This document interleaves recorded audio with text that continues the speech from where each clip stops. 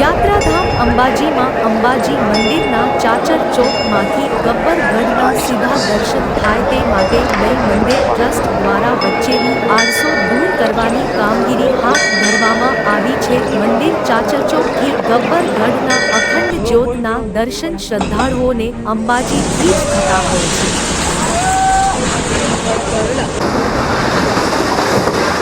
ત્યારે મહત્તમ નડતરરૂપ બનેલી હોલિડે હોમ જગત જનની પથિકાશ્રમનું 4 માળનું બિલ્ડિંગ જેમાં 7 થી 65 રૂમો રહેવા માટેની અદ્યતન સુવિધાઓ સાથે કરોડો રૂપિયાના ખર્ચે બનાવેલું હતું પણ આ ગબ્બરના દર્શન અંબાજીથી સીધા થવામાં અડચણરૂપ બની રહી હતી જેને લઈ અંબાજી મંદિર દેવસ્થાન ટ્રસ્ટ દ્વારા કરોડોના ખર્ચે બનેલા હોલિડે હોમના બિલ્ડિંગને તોડી પાડવાનો નિર્ણય લેવાયો હતો, જેને હાલ તોડી પાડવાની પ્રક્રિયા હાથ ધરવામાં આવી રહી છે. જિલ્લા કલેક્ટર અને અંબાજી મંદિર દેવસ્થાન ટ્રસ્ટના ચેરમેન વરુણ બરાનવાલે જણાવ્યું હતું કે અંબાજીથી ગબ્બરના દર્શન કરવા હરખાલી બની રહી આ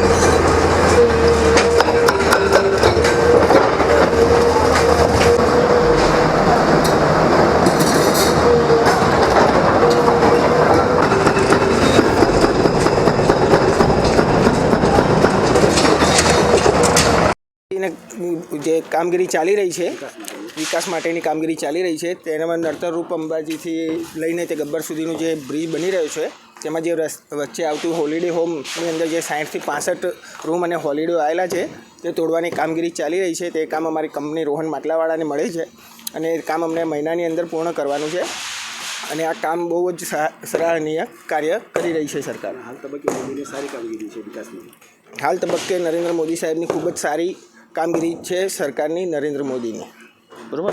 દેખે મંદિર અને ગબ્બર આ બંને જે છે એકબીજાથી કનેક્ટેડ એકમો છે અને અમારું જે હોલિડે હોમની બિલ્ડિંગ હતી એ ચાચર ચોકમાંથી ઊભા થઈને ગબ્બરને જોઈએ તો એ વચ્ચે નડતી હતી, તો એટલે અને બિલ્ડિંગ પણ જર્જરી થઈ ગઈ હતી એટલે ટ્રસ્ટ દ્વારા નિર્ણય કરવામાં આવ્યું કે બિલ્ડિંગને અત્યારે પાડી દઈએ અને અત્યારે અમે બિલ્ડિંગ પાડવાનું કામ શરૂ કરી દીધું છે.